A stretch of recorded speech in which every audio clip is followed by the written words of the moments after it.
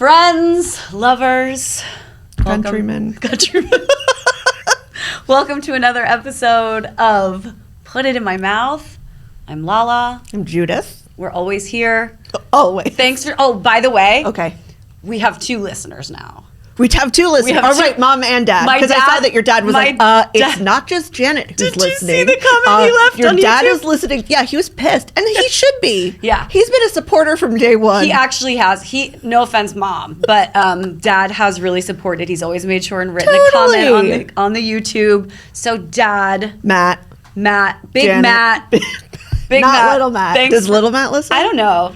Right. Little brother, do you listen? Yeah. I don't know. Well, so shout out to Big Matt. He really wants to be a guest. Okay, Matt and Janet. So that'd be fun. 2 listeners. Oh my God. Except if they're on it, then how can they be listening? Well, all right, we'll work it out. Anyway, we have an amazing guest, but before, I just want to talk. Do you feel like, because you're in the food industry and because you have such an amazing palate and because you go out all the time, that people constantly come to you for recs? Yes, and I don't think it has anything to do with me being in the industry. It's just like I have established myself as a person who can pick out restaurants. My husband says it's my mutant power.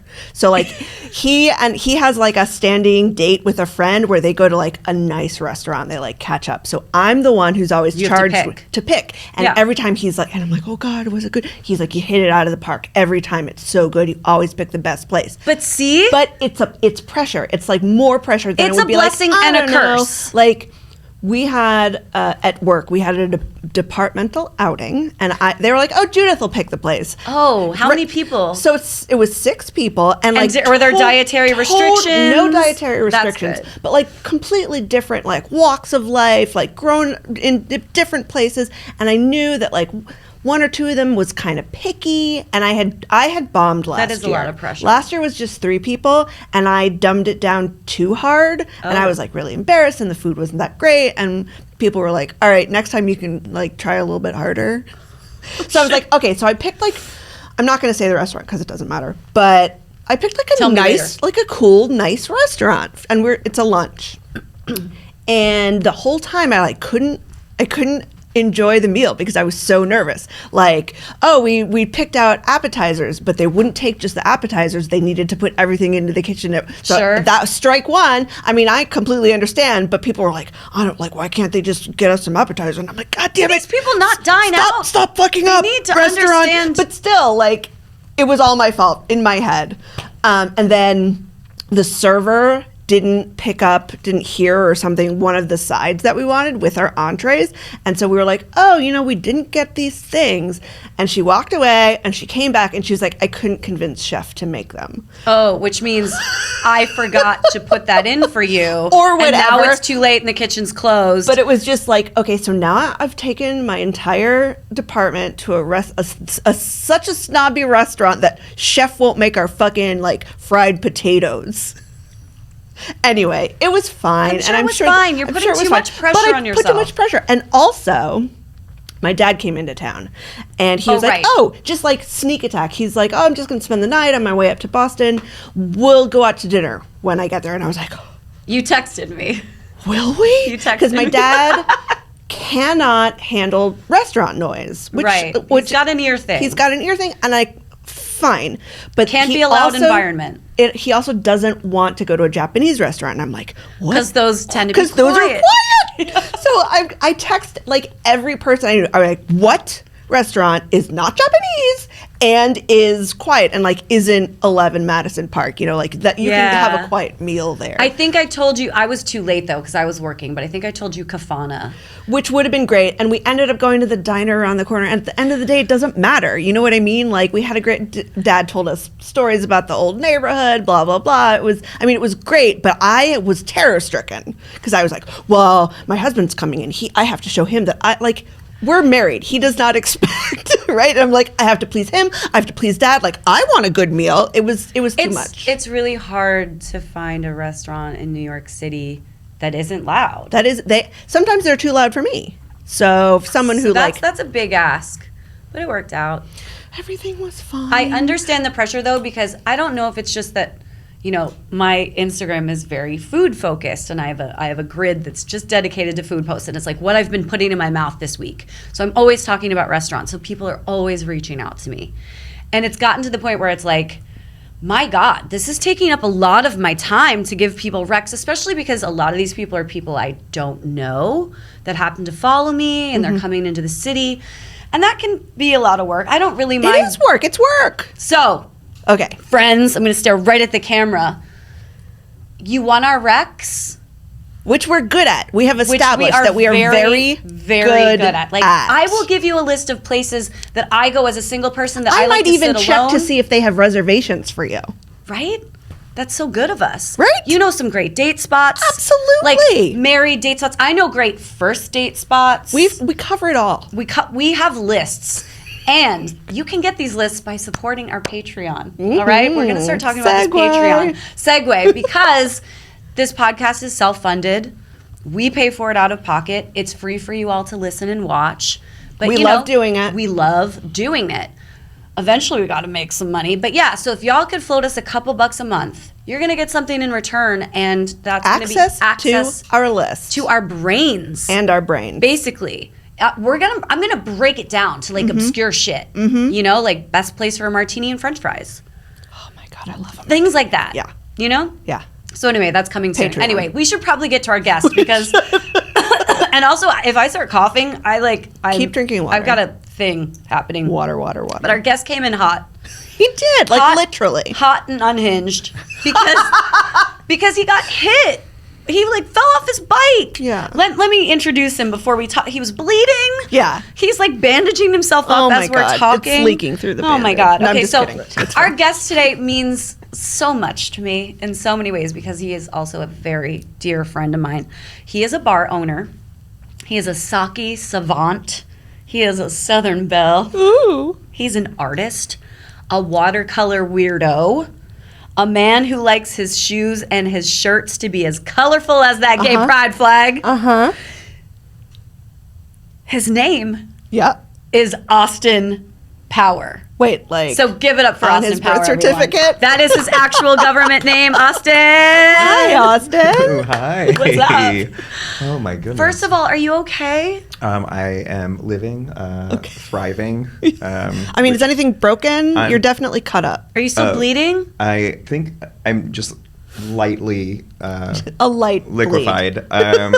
I mean, I feel for you, but the worst part is that you lost some sake and some glasses. I mean, truly. That could have been a worse injury for you if you had like.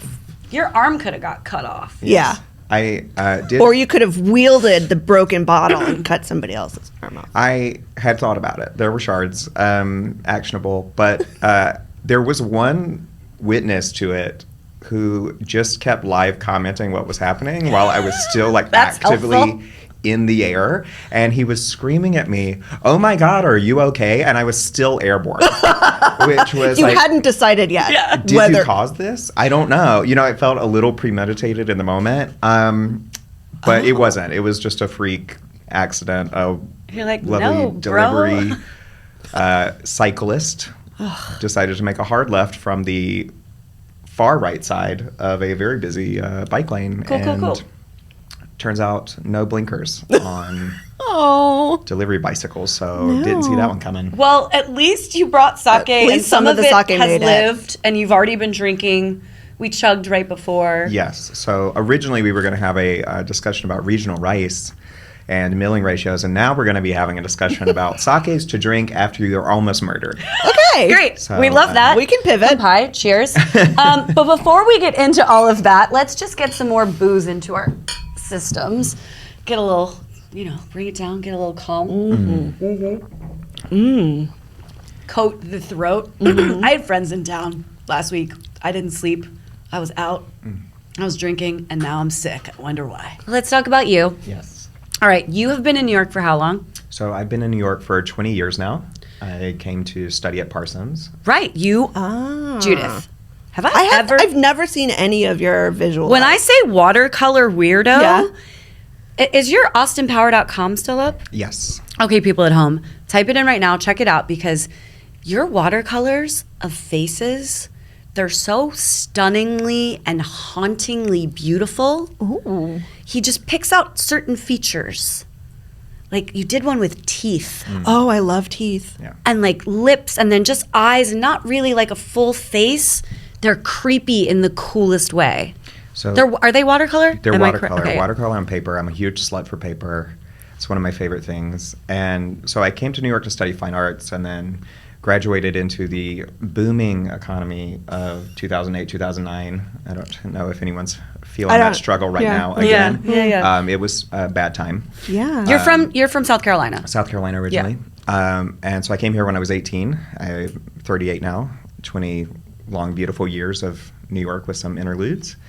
And I'm just obsessed with people. So the painting, the clothing, and the, hospitality all come from different reasons. I just love being around people, and there are different facets of expressing or connecting with that joy.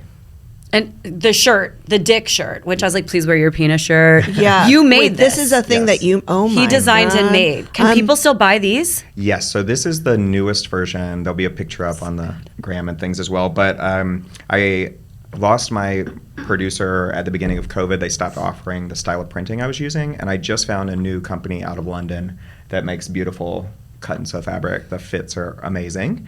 And so this one is up right now on accidentalbar.com. So good. And you can also check out all lovely things about my sake bar. And then we'll have some new versions that were about to be released pre-pandemic. I have about 8 new styles that just get a Ooh. little bit more unhinged every time. Uh-huh. So more beautiful merch coming soon. Okay, We so love merch. you come to New York to do the artist thing, and then something shifts. What year was it that something shifted and the sake journey began? Take us there. So it's really more of an outward spiral of how I got involved with all of these things. And just a quick note about my name being Austin Power. The movie came out when I was 13. Yeah, we need to talk about Oh this. my God, you were 13? I was 13. Oh, Okay, let's get the name thing out of the way. That's Yes, ferocious. let's talk about that. So- Wait, 13 in South Carolina. in South Carolina, in my very Southern Baptist town.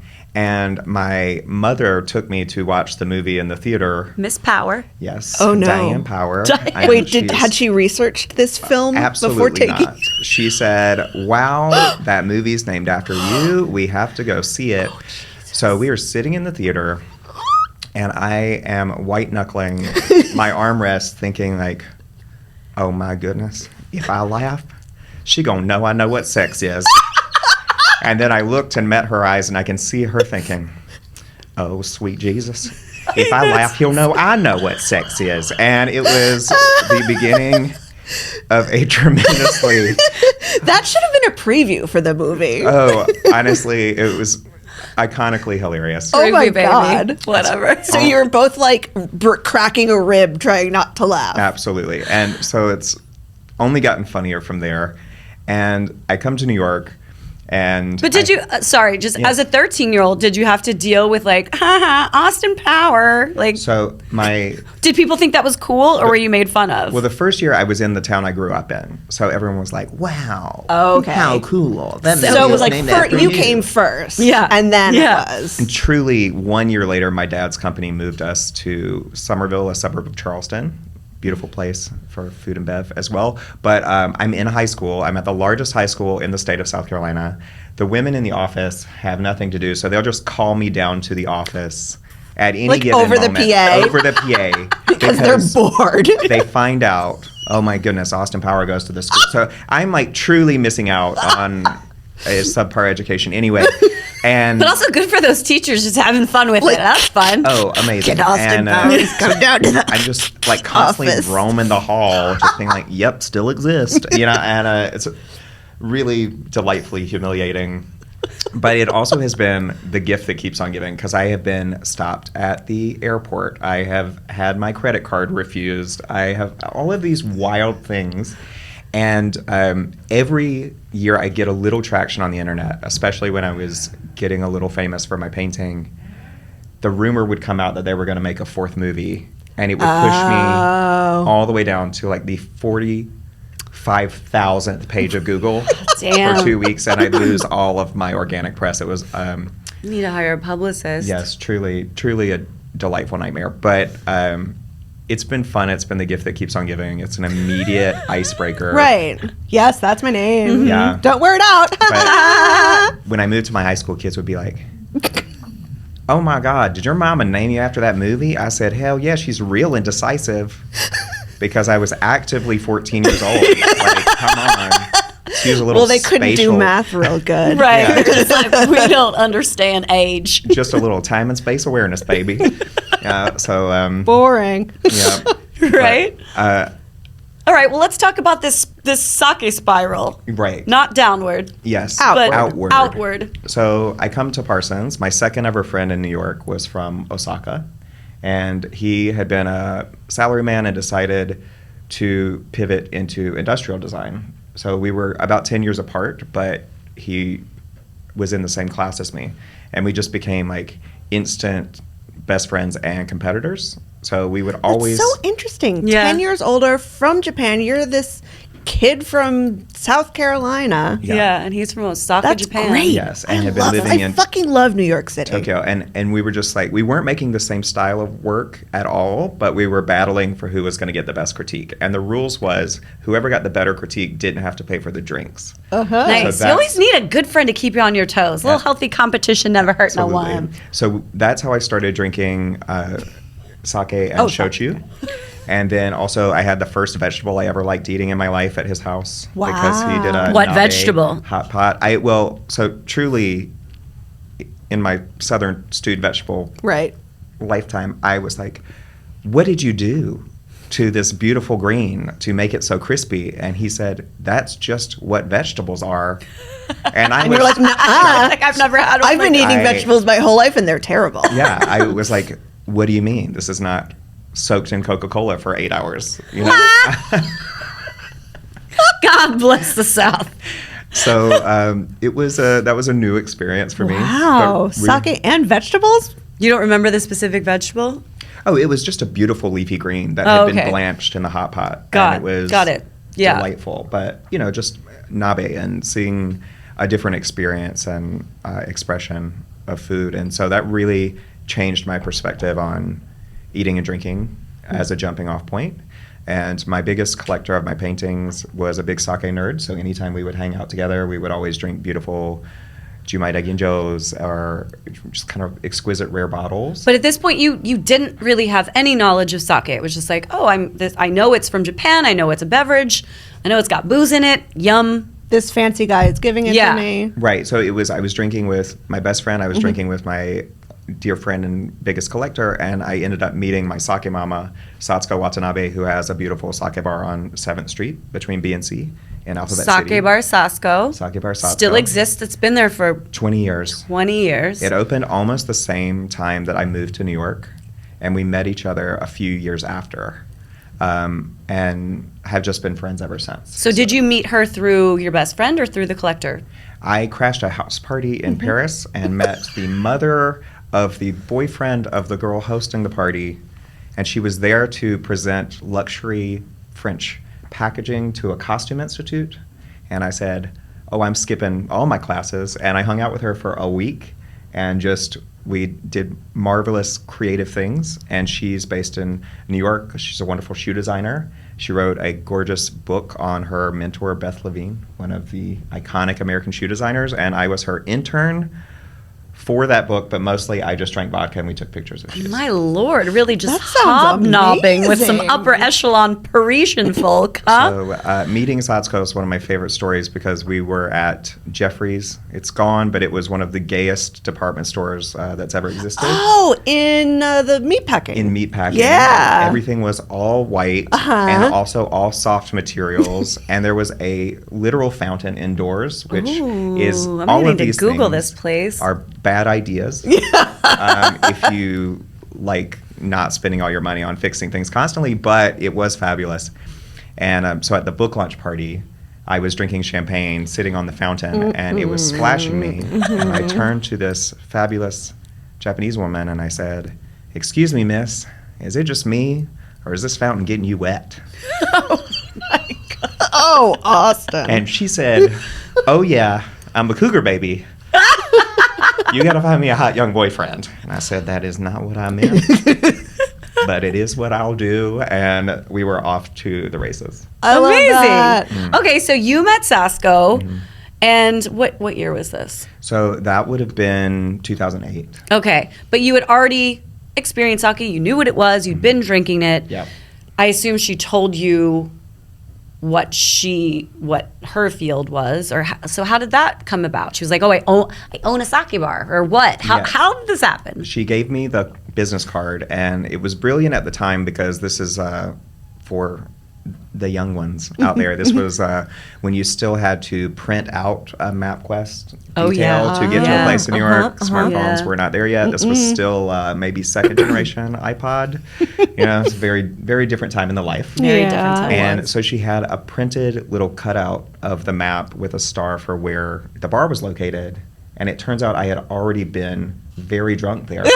But I'd had such a fun night, I didn't remember how to get back. So I had been searching for this bar. Oh, it was destiny. You're like, that's where it was. Yes, I had been searching for the bar for almost a year, and then lo and behold, we met each other. So She handed it right to you. That's amazing. hung out there for about a year, became friends with the bartenders. I was showing my paintings in her space. Cool. And then one day someone didn't show up for work, and we were at brunch, and she said, "I'm old, you do it." And that is how I got my first job in hospitality. And 15 years later, I own my own sake bar. So I'm a poster child for just drinking too much and saying yes. And saying yes. But I mean, that's a beautiful trajectory. And that's the kind of thing that I just feel like certain things sometimes maybe just kind of meant to be. A leads to B leads to C, and you don't notice it at the time until after. And then you're like, oh, wow, like what? That's why I've been searching for this bar for a year. Yeah, and what a journey, like just full circle. You end up working there for then what? How many years? Almost 10 years. 10 years. And it was just Right. let me do this today. Exactly. And then this thing that you're just like, ends up becoming like your life passion. So how long into working there were you like, oh, I'm really fucking into this. I want to learn about this. I want to know more. So This isn't just a job. I really enjoyed being there, and the atmosphere was so jovial and still is, and it really fulfills that social requirement for me. Yeah. And so I got to a point where I had sold enough work that I could be a full-time painter, and I took a year off, and all I do is paint people, but I wasn't spending any time with people because I was only painting them, and got kind of sad and decided to go back and take it more seriously, not as a means to do one thing, but as a way to create a symbiotic relationship with these practices. And that's when I started studying more and finding more mentors. And I was working maybe 2 or 3 shifts a week, so I had a lot of downtime because I was still actively painting on my own schedule. So I just started going to any industry event that I could find, any kind of tasting, and meeting as many people as I could, a lot of whom are still my really wonderful mentors and are now on their own working to import beautiful products from Japan and running these programs. And we've all known each other for 15 years now. So it gives a really special lens and opportunity to showcase not only my passion, but theirs as well. And it was a twofer. You're like, I need to be social. I need to be talking to people. I need to be out. And also, these are people in this field that I've discovered that I love. Absolutely. And it snowballs. And the sake world is so small anyway. I mean, just, here's a little disclaimer. I worked with you for 2 years. And I remember hearing about your first night meeting each other. She was like, oh my God, I don't even know how we ended up here. We have so much fun. The guy who owns the place, we were doing stuff. I mean, it was, and she showed me a video, and it was just like a shaky video. And like okay, people well, my screaming. first night meeting Austin was, I lost my memory at the end of the night because I did go into your bar. I decided sake was something that I really needed to know more about. And then, throughout working with you, got my certifications and whatever, and my knowledge has come so far because of you. Like, you're my mentor. But yeah, the first night that I met you, I didn't know who you were. I didn't know you owned the bar. I was sitting there with this girl, and you were sitting on the other side of the bar, like the side we were sitting on. And I was like, I'm going to sit here and take notes. I'm really going to learn, famous last words. That's not what that video before showed. you go to Accidental Bar and try 800 sakes. But you're sitting there and you said something like, where are y'all from or something. And I was like talking to you. And then I was like, wait, you went up and got behind the bar and you're like, try it this way. Like it's better with the different temperatures, because you were trying to show us that you can drink sake at different temperatures and the notes that it brings out, warm or cold. And I was like, oh, you work here? And you're like, this is my bar. And I was like, oh my God, I love you. So then you just ended up taking us through the menu. And yes, then there were shambongs, there were sake bombs, and then we ended up at Sake Bar Sasko. Yes. Oh, right. Because they're only like a block away from each other, which is nice because, like I said, the sake world is so small in New York, and it's nice to have, you can have a little crawl. You can go to a few spots. Sake Bar Decibel's not far either. Yep. But it's amazing that you've been in this industry for so long, and all the people you came up with are obviously still in the industry. Sasko still exists. Have your own bar, which I want to talk about, but I just want to say that the way you look at sake, the lens that you look at it through, really brought something to me that's so exciting, that made me want to learn more. And I think that's why people go to your bar. You have these just mantras, and if you want to tell the people at home what they are, you basically don't want anybody to take this shit seriously. Yes, until you really want to. Because sake can be very intimidating. Sure. And the Japanese can be very stoic and quiet. And I mean, these bottles, sometimes there's nothing in English. It can seem very like, oh my Inaccessible. God. Yes. And you are like, I'm here to break it down and make it fun. Absolutely. I also think that, so as an aside, not to get too much into, but I had a really fun brain injury where I lost my sense of smell for 3 years of my career. Gosh. And at Yeah. the time, I was running the beverage program for Sake Bar Satsuko. So I had to take a beat and only bring in things that I was familiar with, and really got through that process by asking my coworkers there, this is what I remember, can you tell me how you're experiencing it?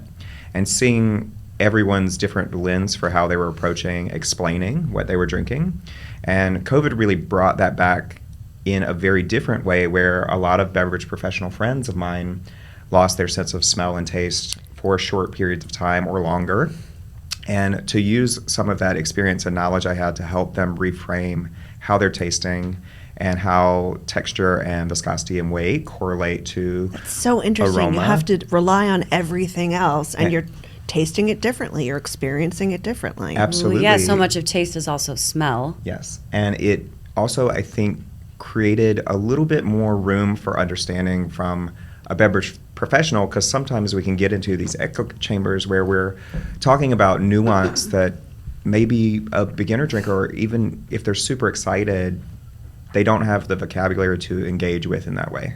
So my approach Right. has They're always like, does it been, taste good? Right. Do I like drinking do this? I like drinking this? And then we can talk about specifics.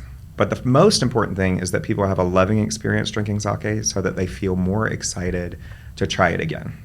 I mean, So- drinking's supposed to be fun, right? Right. I mean, his whole mantra is, if you're not having fun, you're doing it wrong. Yes. And then your other one is, I want more people to drink sake more irresponsibly. yes. Right? Which Right. is, when you walk into Accidental Bar, which we'll talk about how you open that place, you feel that vibe. I mean, everything from the menu descriptions, they're so silly.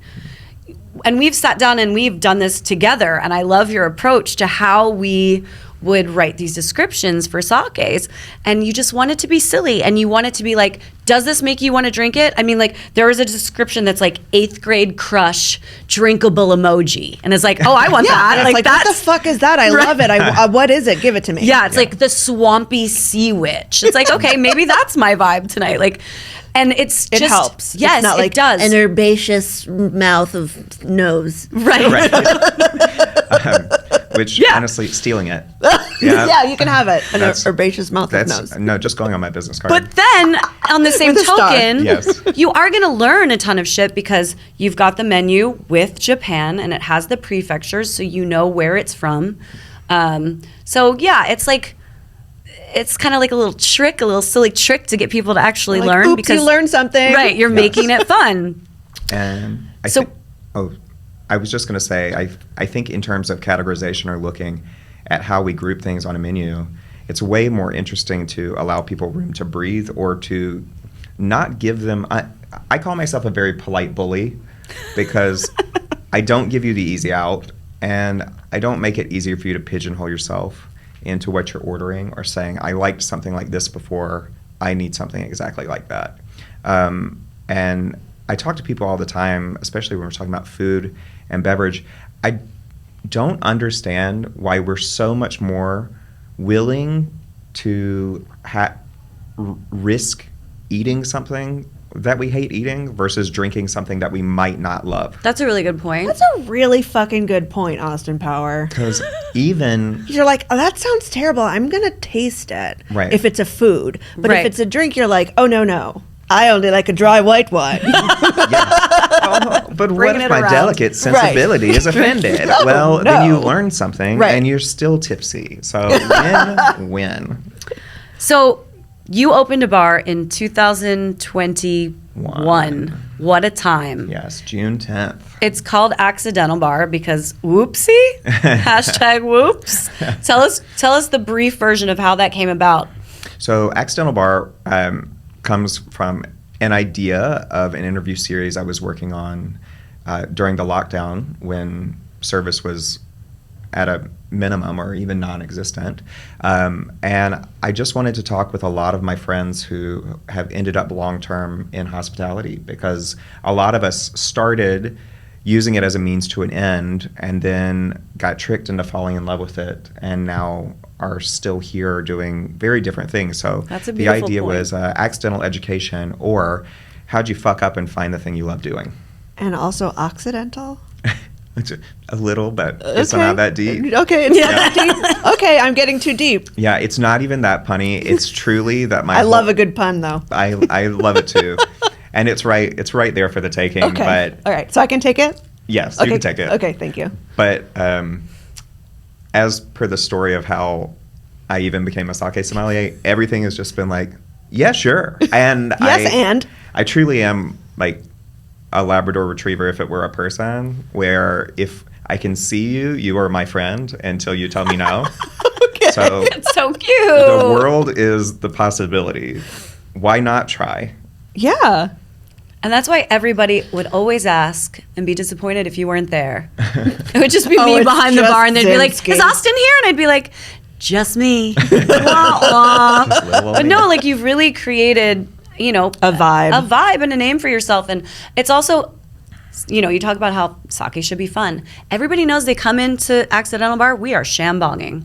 Because again, let's take What- something can fancy you tell me what a shambong and is? serious like champagne, put it in this bong-looking contraption, and we're going to chug the hell out of it. Has Matt done a shambong? My dad? Yeah. Oh, he did come in. Did we shambong with my dad? I think we did. Okay. I think we did. Okay, good. But also, like, sake bombs, which we were talking about this the other day. Yes. Some people will look down on you. Mm-hmm.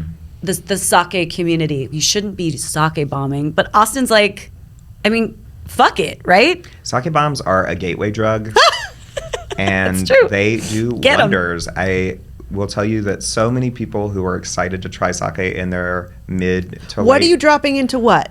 20. So you have a beer. Okay. And Oh, a then you beer. have Okay. Typically, classically, an ochoko, small cup of sake.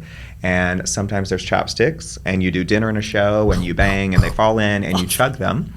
And it gets a bad rap. It also, Because usually it's shitty sake and people are just doing it to get drunk. absolutely. But who It cares? sounds fun. Yeah. But okay, just hear me out. Okay.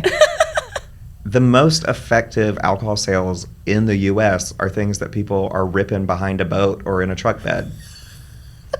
So where's the harm Right. in that, right? So at Accidental Bar, we have the Austin Special, which was actually coined by Joe Snap the bartender the first time I went to go visit Satsuko after Okay. meeting her.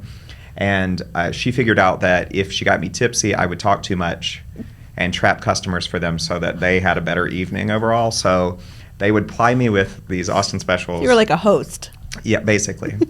And it's just continued to this day. Yeah. And there's some really beautiful chemistry behind that as well when we talk about, alcohol added sake or hanjozo with alcohol stylistically, and it works on a similar level when you add sake to beer because they're both brewed beverages, but sake is higher in alcohol. Mm-hmm. And so when you drop the sake into the beer, effectively what you're doing is loosening the surface tension. So you're cutting some of the bitterness off of the beer and you're releasing more of the innate aroma.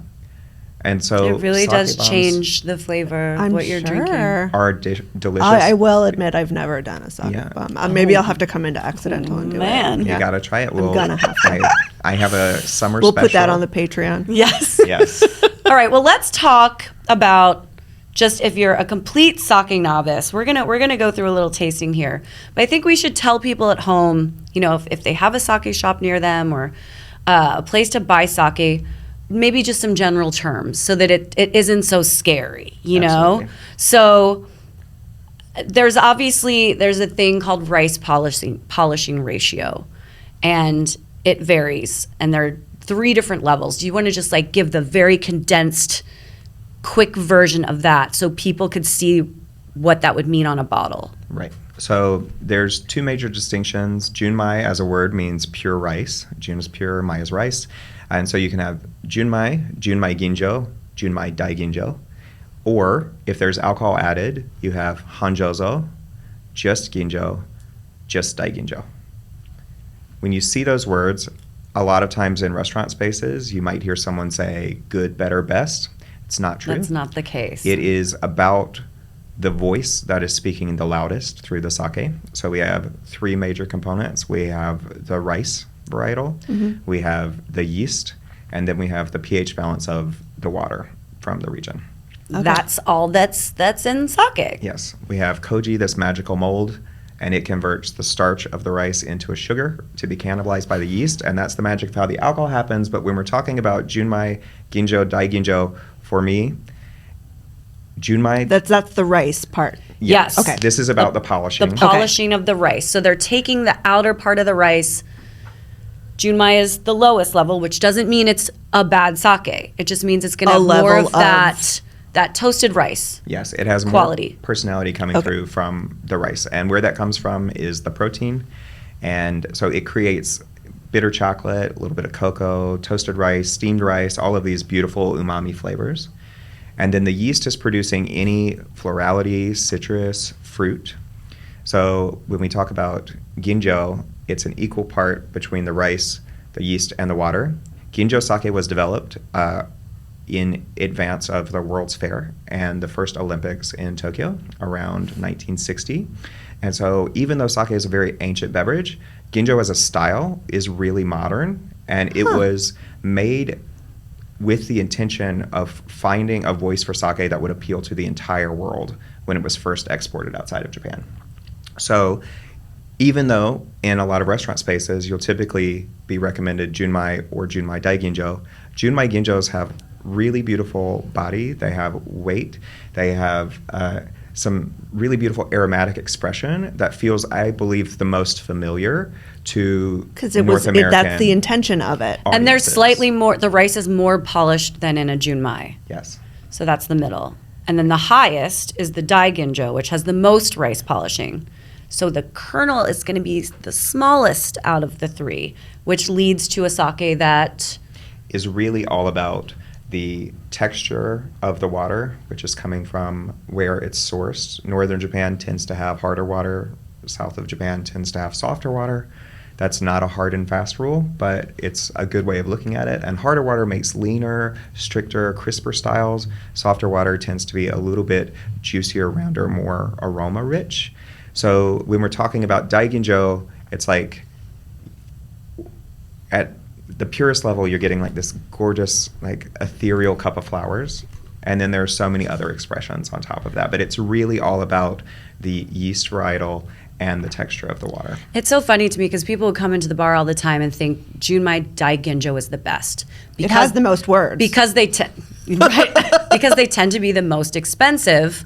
People always associate expensive with best, but that's just because it takes a lot more rice to make a Junmai Daiginjo and a lot more work because you're polishing the rice.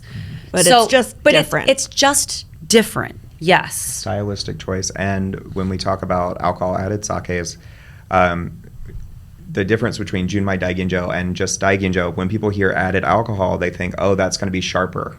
Right. That's going to I'm going to Taste have more more presence alcohol-y. of alcohol. It's not. It goes back to that chemistry, and it's a stylistic choice, but almost all of the big, beautiful, crazy, expensive competition level sakes that are medaling all over the world every year are alcohol-added Daiginjos. Because you can get this really pumped up, juicy aroma, mouthfeel, texture. They're expressive and they're bombastic. And it's to the point that I was just at the Consulate General of Japan having a lovely meeting discussing how they are working on changing the grading for sake tasting competitions throughout the world now so that more styles will be represented as top premium products. I love that. So let's taste this, which, well, we've been tasting it. Okay, this But is what the one other we've been words tasting. might appear on a bottle? Nama, for instance, might appear on a bottle, and that means that it's unpasteurized. Unpasteurized, typically sake coming to the U.S. is pasteurized twice to be stable for consumption in the U.S. When you're at a wine shop and you're looking for sake, there is a date on the label. That is not the date that the sake was brewed. It's the date that the sake was released for consumption from the brewery. So if a sake is going to be aged, say 5 years, the brewer is going to release it after he's done the aging for you. So you should typically be looking for sakes that have been released the year that you are purchasing. And there are aged sakes, but again, that doesn't make it any better. It's just a Different. stylistic choice. Different stylistic choice. But even with that, they'll have a BY. So if you ever see an earlier year on the front of the label and it has a BY in front of it, that's the brewing year. It's Okay. not the release year. But namas you tend to want to drink right away. Namas you're going to drink Yes. fresh. Yes. What else? The word Maroka is on bottles, which means it isn't filtered through charcoal, Right. correct? Which is different than being unfiltered, which a lot of times we talk about Nagori sake as being unfiltered sake. Nagori sake for mom and dad, And Janet Judith. and Matt. They're the cloudy sakes. Okay. Mm-hmm. And people always think, oh, those are unfiltered. They're coarsely filtered sakes. But Maroka, tell the people the difference. Is not filtered through charcoal, so they tend to have a little bit more of a straw or hay tone to them. And the idea with Maroka contemporarily is that with balance, if you're taking out anything you're seeing as an impurity, you're also taking out an equal amount of something positive to the end product. So it's older style practice that is coming back in vogue. I would say contemporary sake right now is very much a story of what's old is new again. And a lot of the next generation from these brewing families are bringing back local traditions and showcasing to the rest of the world more of the sake that Japan has known throughout history. Another word I really like, genshu. Want to tell the people what that Yes, means? genshu is cask strength. So typically, sake is brewed, and when they finish, they add a little bit more of the same water they've used to brew to balance and to Okay. bring down the alcohol content so that we're enjoying sakes at a maybe these days closer to 14 to 15% alcohol. So that's another misconception. People think sake is so much higher in alcohol. It's like drinking wine from a sunny area. Okay. But a genshu can be up to, what, 22%? Up Wow. to, so 21 and change. 21 and change, Okay. okay. Is where Pushing it a little. fermentation ends, which is very interesting. And so with Genshu sake, sometimes you can see 19, 20, 21%. And those are going to have more presence of alcohol, but because they also have more weight and like personality of the rice, the balance is still there. The flavors balance Yes. out. So we were just drinking a Junmai Ginjo. I went ahead and poured myself the next one. But do you want to talk about this briefly? Absolutely. So this today was a beautiful day for it because it is actively 97 degrees Yeah, it right got now. its second. It's not the end. Yeah, it's one of those late summer days. Yeah. Yes. Where you were like, I think it was gonna. Nope, we're Nope. still gonna get 100. We Okay. are still here. Yeah. And so during the heat wave, this is a sake that I brought back to my list at Accidental because it is one of my favorite things to drink on a delicious. scorching, beautiful day. This is a brewery, Yamato. Shizuku is a style of filtering the sake where they hang the bag of mash so that gravity slowly drips the sake. And it creates this beautiful plush texture that's so easily enjoyable. And this is also a label that is very popular internationally in places like Vietnam where the weather's quite warm. And so it's just a quintessential summer sake. It is. for It's me. light. It's bright. It's Yeah. drinkable. It's Yes. beautiful. So chug those because we're going to move on to this second one. And while we're here, And pour this for you.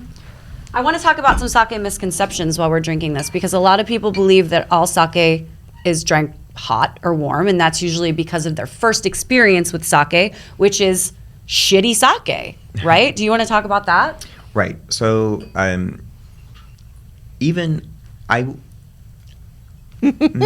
I don't always feel like shitty sake is the term so much as there is a lot of user error that goes into drinking sake. So it might have just been that sake warm out of a microwave was not the right situation for any sake. Oh yeah, Yeah, let's that be real sounds because I worked not- at many Japanese restaurants coming up through my server career, and our hot sake was in a bag in this warmer that we just like.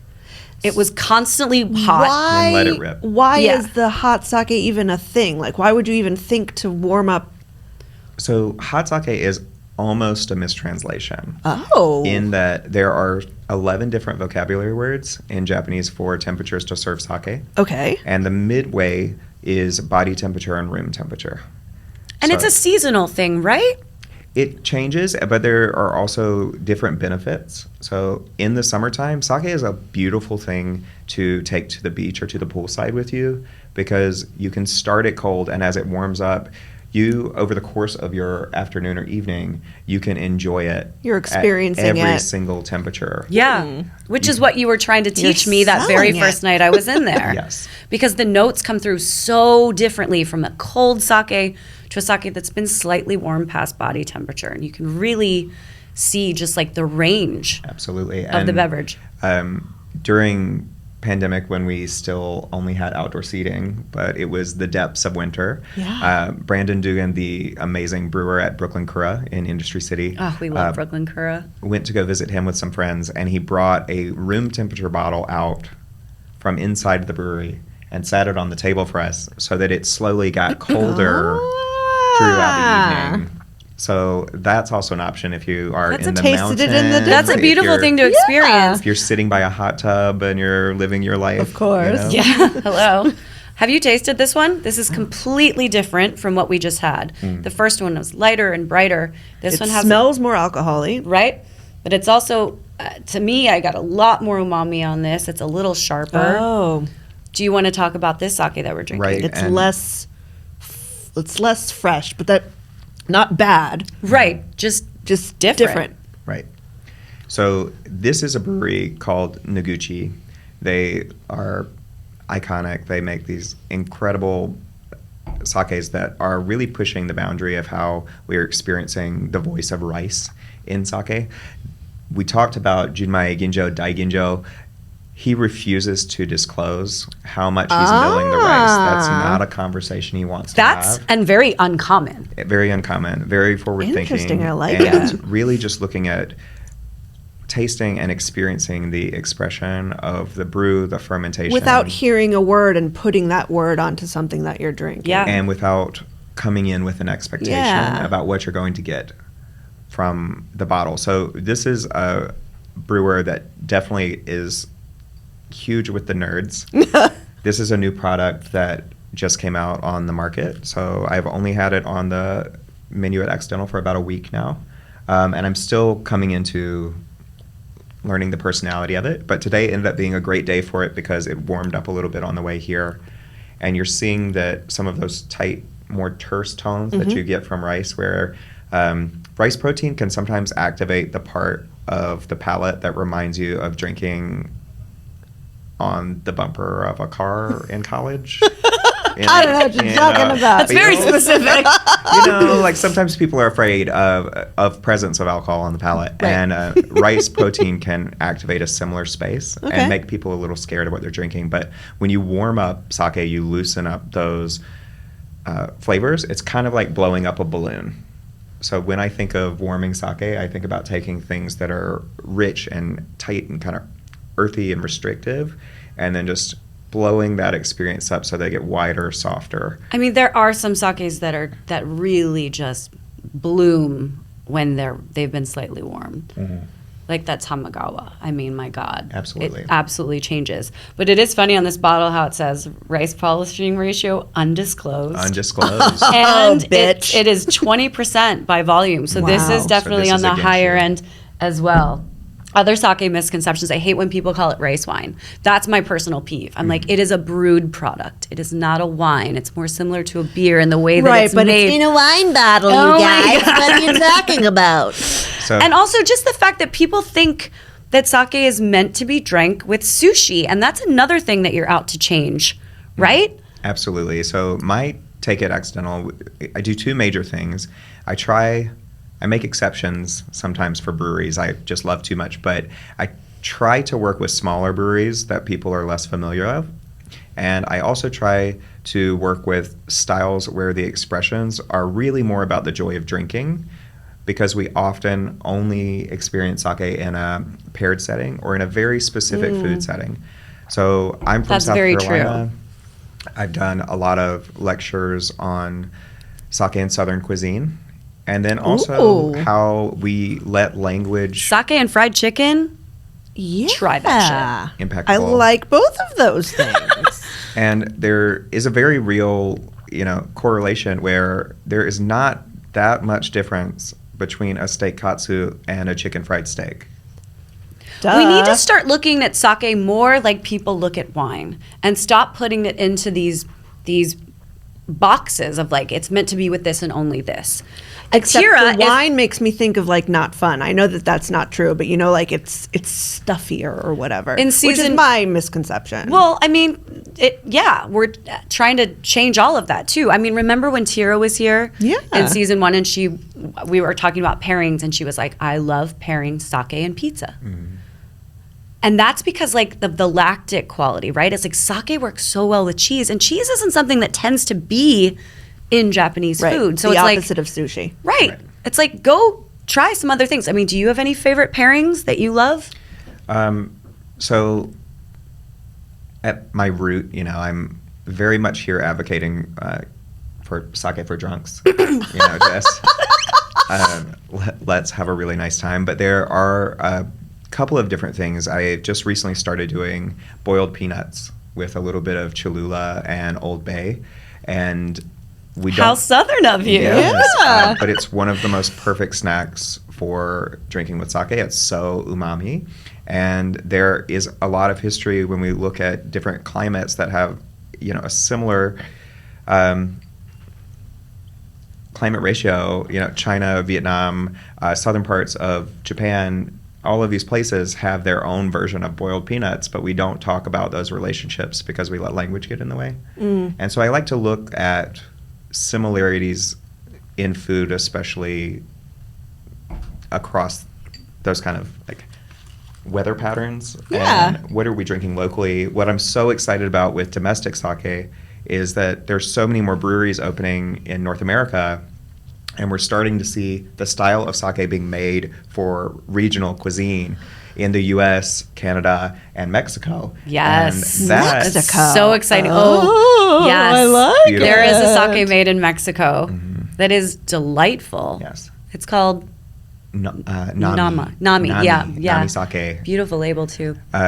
So I think as we're starting to discover that more in the U.S., it's making it easier to understand regional cuisine and sake production through prefectures of Japan. We have friends that have a sake brewery that just started a few years ago in Arkansas. Yes, Arkansas. Arkansas. The home of the largest sake rice. Shout out to Origami production. Sake. There is a lot of rice. Origami Sake and Isabel Farms. We've got some local breweries here in New York City. We've got Brooklyn Kura, Kato Sake Works. Kato. There's a lot of good local stuff happening. But then also internationally, I do want to talk about like brands like Wakaze, which is out of Paris, France. And they're doing the coolest shit. They're like turning sake, flipping it, upending it. They're being irreverent, which maybe some Japanese people might have a problem with, but they're adapting their sake to French palates, and they're aging their sake in wine casks. They're doing really cool things. So like the sake world is just, it's kind of exploding right now, and I find it very exciting. Yes. And Wakaze, eating at their tasting room and experiencing their sake with French cuisine in Paris was iconic. Just understanding the relationship there one-to-one and who they're making it for, even to the fact that their sakes are usually 12 to 13% alcohol versus 14 to 15, because most old world wine from colder climates is going to produce an 11 to 13% wine versus New World sunnier climates producing something 14 to 15, and just the care, simple, the specificity to understanding the local palate, and showcasing something beautiful through that language. They have a cognac sake. They have a rosé sake. They're doing some really, really cool stuff. Yeah, as is Brooklyn Kura making sake with hops. I mean, God, there's so much cool stuff happening in sake. You can have sake that tastes like hazelnuts. You can have sake that's made from olive yeast. That was one of my favorite sakes that we had. Different yeasts, strawberry, sunflower. Like Amabuki does amazing.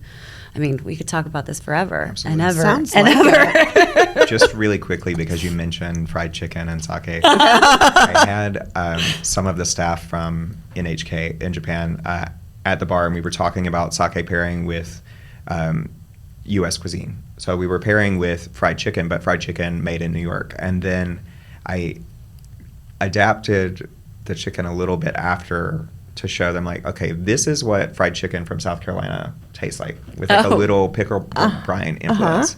And then we can go a little Nashville hot. And then we can do New York with the honey. Right, and so many then different we versions can of fried do- chicken. Yeah. And then showcasing how different sakes from different regions pair with those different expressions of fried chicken. And there's such little nuance, and a simple thing for sake pairing versus wine pairing.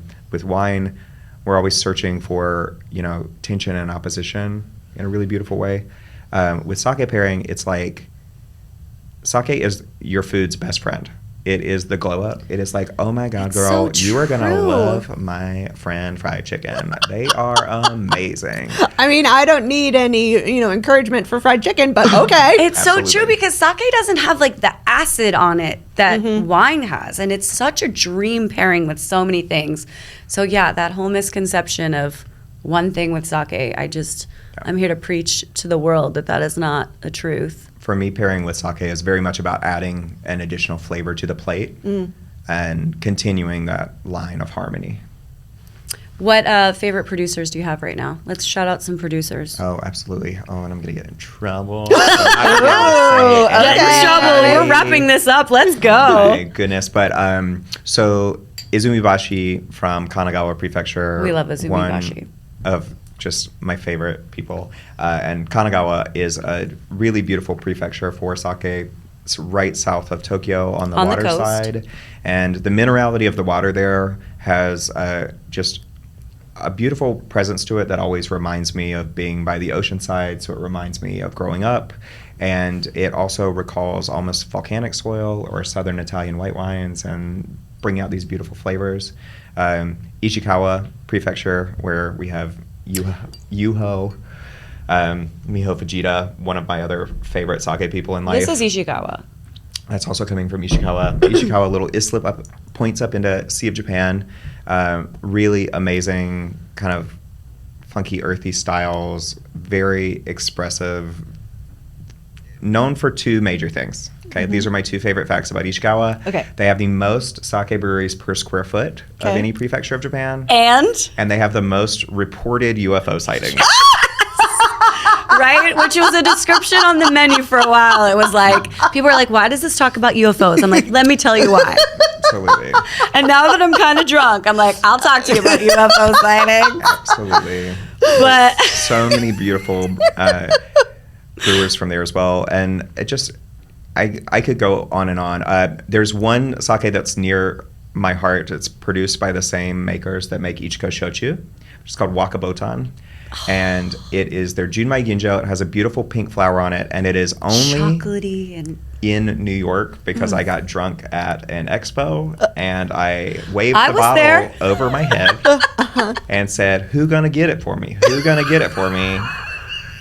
To and which someone got it for you. one, got one it of for my dear mentors and importers were like, "Austin, if you just put the bottle down, we will make it happen." We'll do it. They were like, "Just lay down, sweet baby." Oh, sweetie. And I had Okay. a month later, I was the first person to officially legally pour it in New York. Oh, I love it. It is still a staple of the venue at A Accidental. little acting out. Wakabotan. You It's got been what on you the wanted. menu for a Yes. long time. Yeah. Go to Accidental Bar and try some Wakabotan. It It's- is a beautiful, beautiful sake. All right, so we are going to head into a segment we like to call "I Don't Fuck with That." I This don't is where you fuck get to with that. really be a bitch.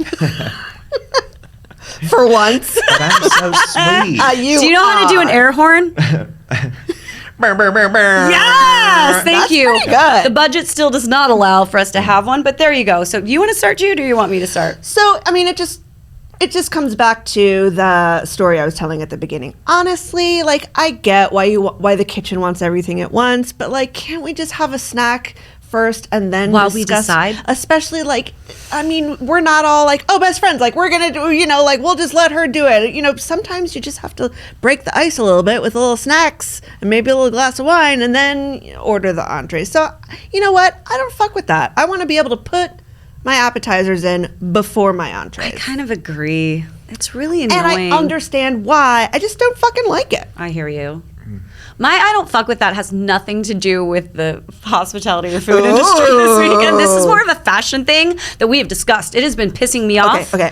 And I know I have rules. This should be about hospitality, but I'm sorry, I'm breaking my own You're rules. gonna break You know what your I own don't rules. fuck with?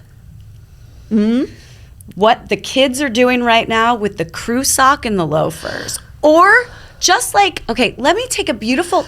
They have the money for the Prada loafer, Right. but they're wearing a crew sock that's Yeah, so from, like, disgusting. Target. It looks like they thrifted a crew sock that's like I don't 30 get years. it. No, and also the worst part of that is Okay. when they were like open heeled situation with a crew sock, and then everyone's looking at this gross ass heel. I'm sorry, I hate it. I can't get with it. I don't know why the get kids it. think And it's like you're ruining your $800, $1,200 shoe. There are beautiful with like socks. a $3 for a 6-pack sock. Are they trying to do like a highbrow, lowbrow thing? Like, oh, I'm so rich. Like, I can wear shitty socks with these expensive shoes. it's so gross to me. I hate it. I fucking hate it too. Thank you, Austin. What do you not fuck with?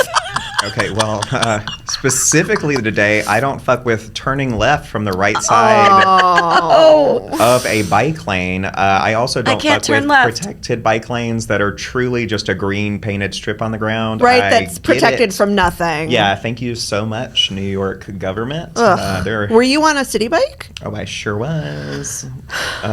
But Anything in the industry specifically you don't for, fuck with? For real with the industry. Yeah. I will say I don't fuck with sneaking to the bathroom in small New York restaurants when you don't intend to even acknowledge that that's what you're doing, because everyone can see you. We all know what's happening. What do you mean, like to do the cocaine or what? Or just to go to the even that, bathroom? but it's like, just ask. Because I pee all the time. Well, no one's a monster. Just acknowledge that you need to use the restaurant. Just say like, "Hi," and like whatever. Just don't do the sprint. You know what I mean? Oh, What do you mean, like from the people that front aren't door, like- customers? Yes. Oh, got it. Yeah. Yes. Okay. Yeah. Like Yes. if I walk really fast, maybe he won't see me. Like I Absolutely. see you coming into my bathroom. It's Yeah. like we just have the one. Yeah. You know, And my bar is small, It's so real there you small. are. And I don't know you. Like we haven't established that shenanigans I aren't would going never to try to happen. pull that at your tiny ass bar. Like maybe a big old like All Irish the time. Look, pub. Avenue C is full of people that'll try and pull anything on you. Absolutely. And that, I mean, the bathroom's like through a little thing. Like Yeah, you're it's hard- basically it's in not the kitchen. easy to get to. No. It is. That's ballsy. Well, it's a sprint. I mean, it's just it's very funny. I love this. Okay. In life, Okay. I wish I had the confidence of a bad graffiti artist. And I would say that thinking you are sneaking to the bathroom is up there On in par. terms of Delulu. It is Delulu. It's like everyone knows what you're doing. Just say hi. Just It's say hi. Hey, can I use the little girls' room? I really gotta go. Yes. No, I'm not gonna say no to anyone who's like, No. I have to Right. pee. Absolutely. I know the feeling, babe. Yes. It's kind of like when you Go see for someone in a really, like, they're in a going outfit, but they're wearing sneakers, and you're like, who are you running from? Yeah, so that's how I feel about it. All right. Okay. I mean, All it's right. good to know. I think the people should know this. That It's just- Austin also, it's knows. just polite. Austin knows that you're going to the bathroom. Just polite. Just We- say hi first. We've established I'm nice. You know? Right? Yeah. How He's are a we gonna be Labrador friends if you Retriever. don't say you hello to me? say hi on your way to my bathroom. Good Absolutely. Lord. All right, you ready for a quick fire round? Let's do it. All right. We got a little bit of food and a little bit of alcohol in here. All right, Austin. Just give me your answers as they come to you. Favorite slice in the city? Oh, I'm living constantly for Village Square by Tompkins. That's Okay. always like a before or after shenanigans for me. It's a great slice and so convenient to the location Absolutely, of and it Accidental is Bar. somewhere between pizza and lasagna. Favorite sake bar that is not yours? Oh, well, okay. I have to classically go Satsuko, but then also my friend Chen has a space called Hard to Explain that is Yes, love very it. small and cute, and they're not. Where is it? They are on 10th Street between 1st and 2nd. East Village. Okay. And In the crawl area. Yeah. yes, yes. not explicitly sake, but just a really beautiful small space. That's to why it's called enjoy Hard to company. Explain. Ah. It's very cute. They're Okay. good people. Quick fire. Let's go. Beverage you're drinking if not sake?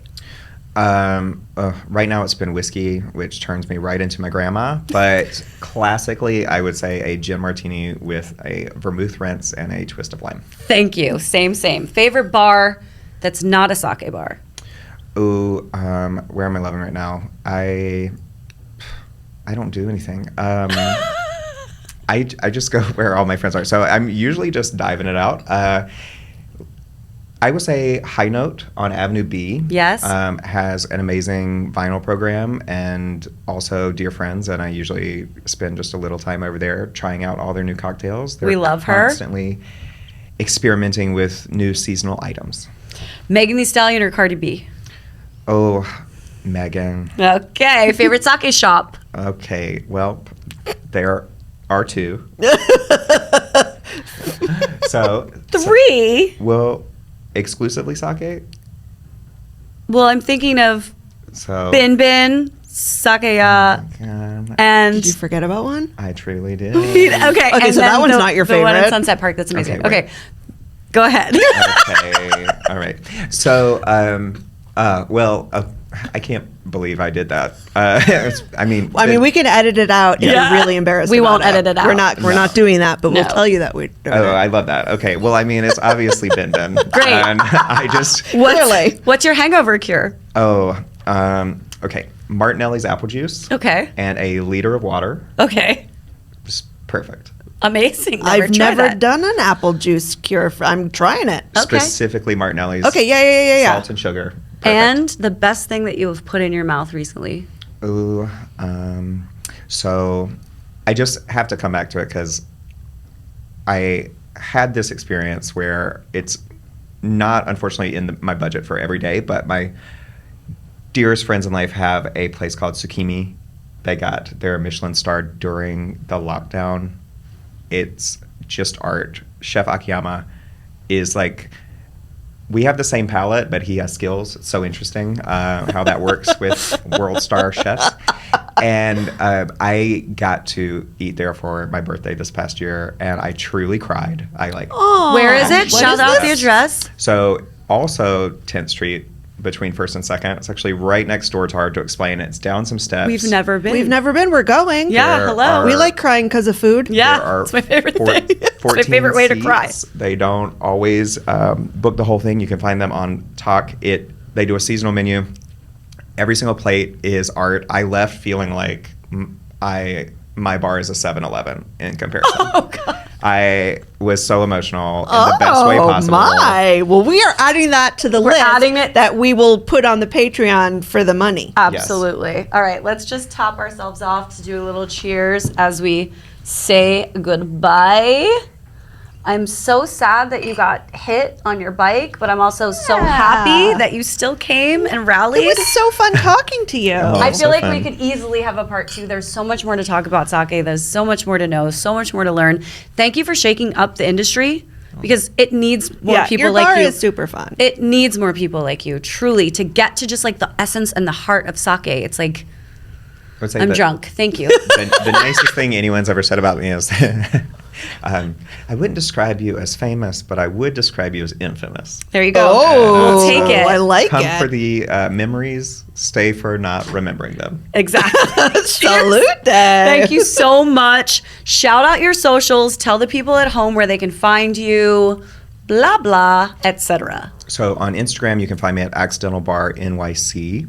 And for my personal life, you can find me on austinpower.com. I have some beautiful Those weirdo textiles watercolors. and I portraits am and- down. And the shirts. And the shirts. The- Woo! yes, That's the at shirts. accidentalbar.com. At accidentalbar.com, you can find the shirts and come and see us. We are open 6 days a week, closed on Mondays on Avenue C between 6th and 7th Street. And this is just my love in life, and I'd be so glad to share it with you. Hell yes. Go get an Yes. education. Thank Go visit you. Austin at Accidental Bar. Judith and I might actually be at the bar when you come might in could because be it's there. in our neighborhood. Until next time, go forth, put it in your mouth. We'll see you on the next episode. Thank you. Thanks. Bye. Bye. Bye. What is I like it. What I like it. I like it.